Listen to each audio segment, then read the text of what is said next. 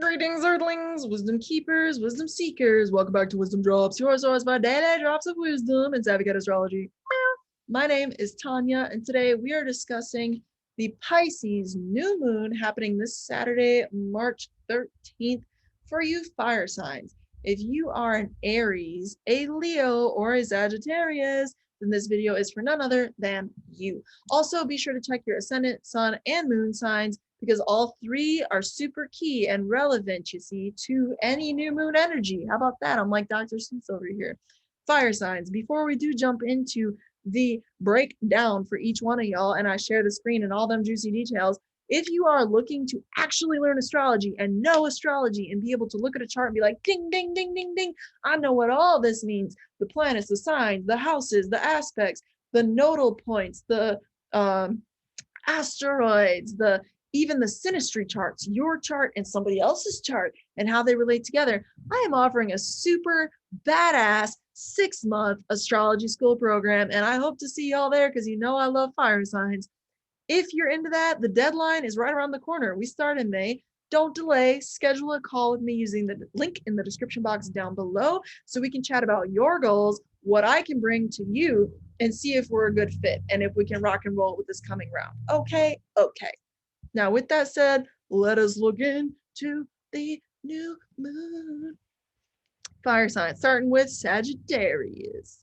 Now, Sagittarius, ascendant, sun, or moon people, this new moon in Pisces is happening in your 4th house. And you can see I moved it where y'all be on the ascendant. It's not exactly at 23 degrees where it's perfecting, but you get the idea. Here's the moon with the sun, and it's in Pisces, and it's a new moon conjunct Venus and Neptune. Now, what does all this mean for the context of your 4th house? Sagittarius, if you haven't seen the video I did on just the new moon in Pisces in general, please do go and watch that. Make sure you watch that and then watch this, or watch it after you watch this. It's going to help you understand more about how this energy is going to manifest. But 4th house has everything to do with your home and where you are at in private. When you go home, you go somewhere private, okay?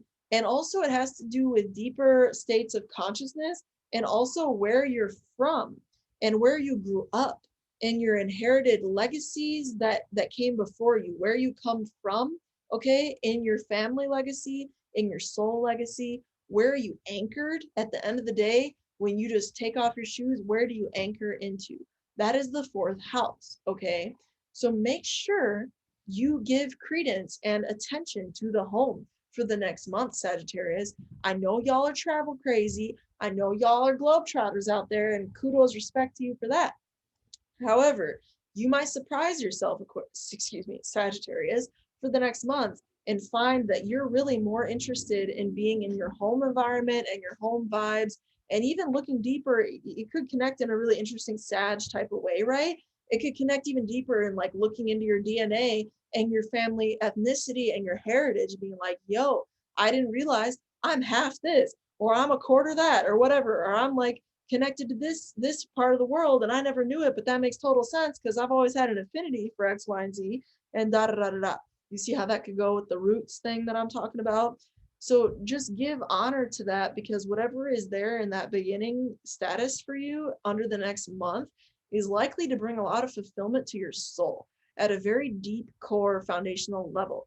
Because the 4th house, you see, is what's called an angular house, which means it has more significance than any of the other houses. There's 4 angular houses, and they're all relatively, quote unquote, more important than other houses.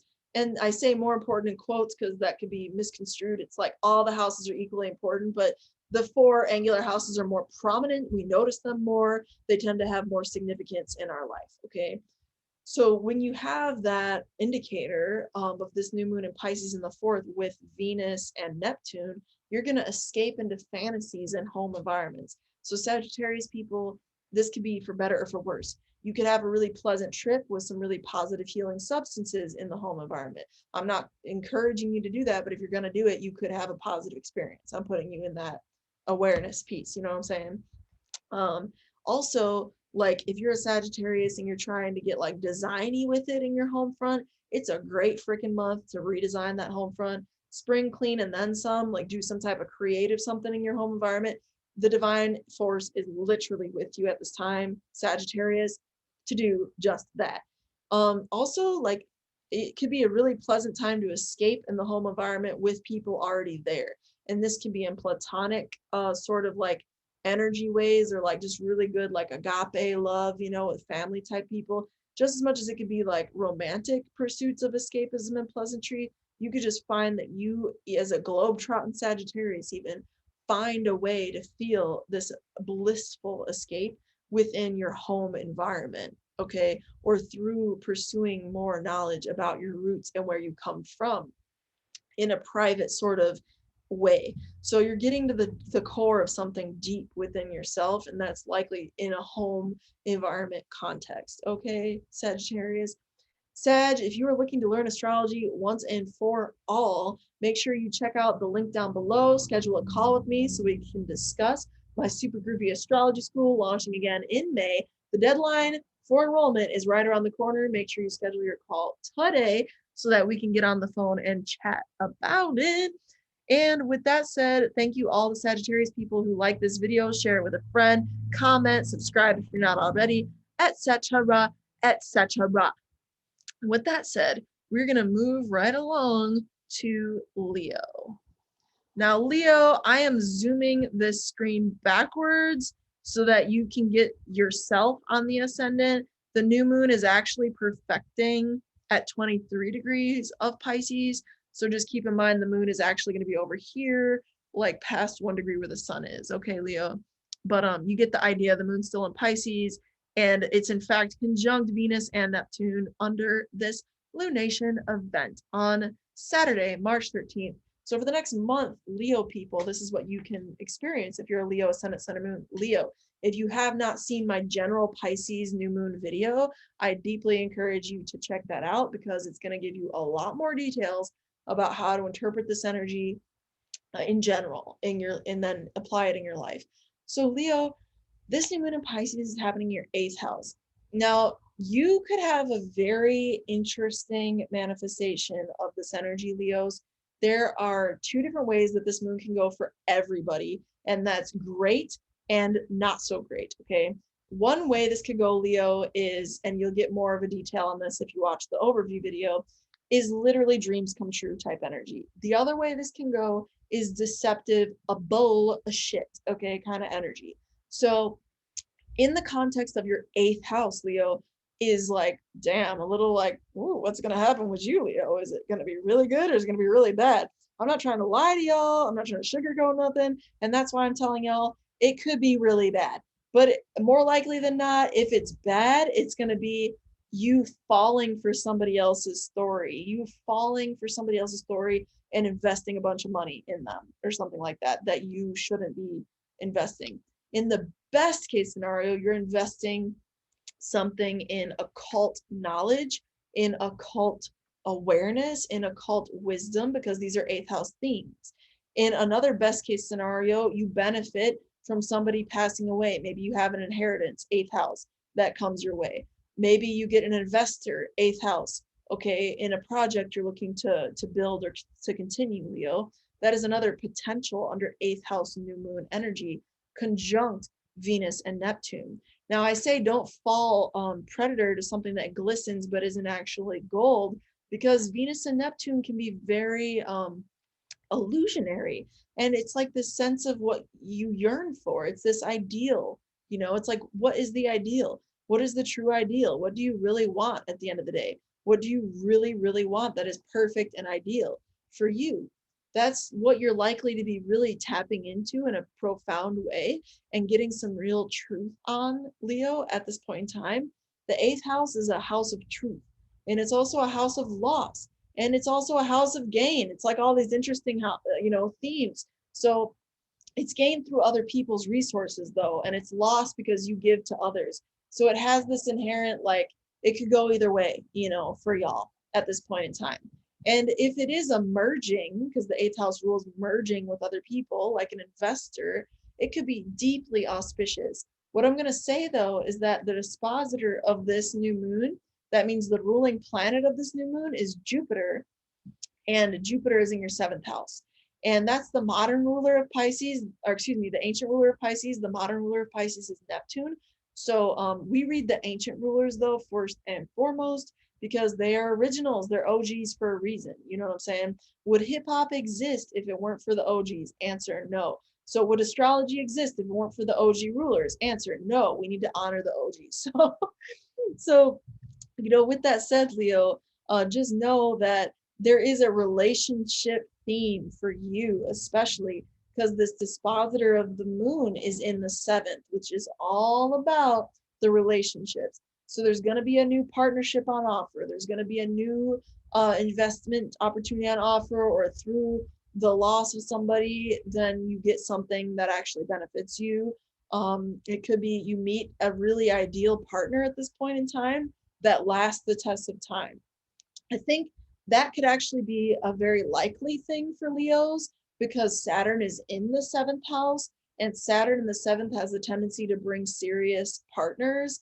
And because the dispositor of the new moon in the eighth is in the seventh, it shows me that there's a likelihood for you gaining resources and gaining like this sense of like, I am stable through another person almost, this ideal that you never thought would happen. It could actually happen, Leo, under this energy. And like I say, there's two ways this can go. Make sure you're aware of the other side at all times. Don't get too swept away with any way of looking at anything. Always be aware of the other side of the coin, so to speak.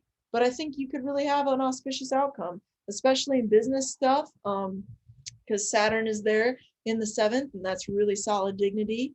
And it can mean really long-lasting positive things, Leo. So keep that in mind. Know that that's a possibility for you if you're interested in growing those sorts of partnerships. And Leo, if you're looking to learn astrology once and for all for yourself, make sure you schedule a call with me using the link down below. Enrollment spots are going. The deadline to enroll is around the corner. We start in May, and I would love to tell you more details about that groovy 6-month-long process that we are going through. Thank you so much to all the Leos out there who are sharing my videos, who are liking my videos, commenting on my videos, and just bringing generally groovy Leo vibes to our here community on the internet. Now we are going to go to Aries. If you are an Aries ascendant, sun, or moon person, then this is your forecast for the next month, okay, and what you can expect more likely than not. Aries, Aries, Aries. I put you last. How dare I? You're the first sign of the zodiac. I know. Well, Aries, now it's you. Now we'll get to you. So, Aries people, this moon is happening in your 12th house, and the 12th house is all about subconscious awareness. So, it's the things that you don't really know in this like conscious thinking world, but the things that you know at this like deep inner like embodiment world, if that makes sense. Also, like it's where you go when you retreat, and it's where you go when you're in private. And look at this crazy stellium under this new moon energy in your 12th house. So you as an Aries, normally y'all are pretty like out there, go and get it, be about it. I'm in the spotlight. Cool. Everybody look at me. I'm so hot, da, da, da kind of people. But you might find for the next month, you're being called to retreat. You're being called to go like deeper in yourself and reflect on your own consciousness, reflect on the things that you've been pushing underneath the surface that you haven't been dealing with, Aries. And your dreams are likely to be really active and really pleasant at this time, because Venus and Neptune are there, and you're going to have some trippy fantasy dreams, Aries. You know what I'm saying? There's going to be a lot of fantasy dreams for Aries out there. Trust and believe. You could even connect with spirit guides, Aries, in your dreams under this energy, because the 12th house is a place of subconsciousness and in our dream state place. So you could be in a dream state place and experience really benevolent communications with angelic forces and spirit guides and deceased loved ones, even like things like that. 12th house is spirit, so it's also what's hidden. So you could be doing the meditation more, you could be doing the dreams more. All those different sorts of things are just more likely for you. Now you could also be finding that your networks, because Jupiter rules Pisces in ancient astrology, right? And therefore Jupiter is the dispositor of this new moon, and Jupiter is in your 11th house, which is networks. So you could find there's a connection here between your networks and even your dreams. Not like your dreams like we just talked about, your aspiration dreams, your goal dreams, okay? And this sense of deeper reflection and meditation. You could be meditating deeply and even dreaming and calling in dreams that speak to your aspiration dreams, 11th house, at this point in time. You could be like, help me through this meditation figure out what it is that are my actual aspiration-based dreams. and that could like come to you through those sorts of processes. And even your networks that you're part of, 11th house, could help you get to the truth about what it is you really need to be doing in your private time. Something might come up in your networks that really help you reflect on what it is you need to reflect on, if that makes sense. So just be aware of that, Aries. And if you're feeling more introverted and like you need to retreat and be in your vibes more than usual, and you're taken aback by that because you're an Aries, for God's sake, you're kind of like, what's going on? Don't worry, Aries. It's only temporary. It's a month-long process. I encourage you to go in and lean in with it, because there is powerful opportunity to not only have good stuff come out of it, but to feel good in the process of it, because Venus is a feel good kind of planet, and she's in the 12th house, you know. So it's okay to rest a little bit more, to be a little bit more sleepy, to go to sleep more often for longer. If you got the time to do that, or if you need to make the time to do that, Aries, that is okay. Okay. Do the meditations, do the spiritual work. If you know you got spiritual work you're trying to do, now over the next month is a fantastic time to do spiritual work. Venus is in exaltation, excellent dignity in the sign of Pisces, and Venus is really, you know, supported by this Piscean, you know, placement, and also Neptune, being the modern ruler of Pisces, being there in conjunction with her. So Aries, if you're looking to learn astrology once and for all, make sure you schedule your call with me today. Don't delay. Spots are filling up.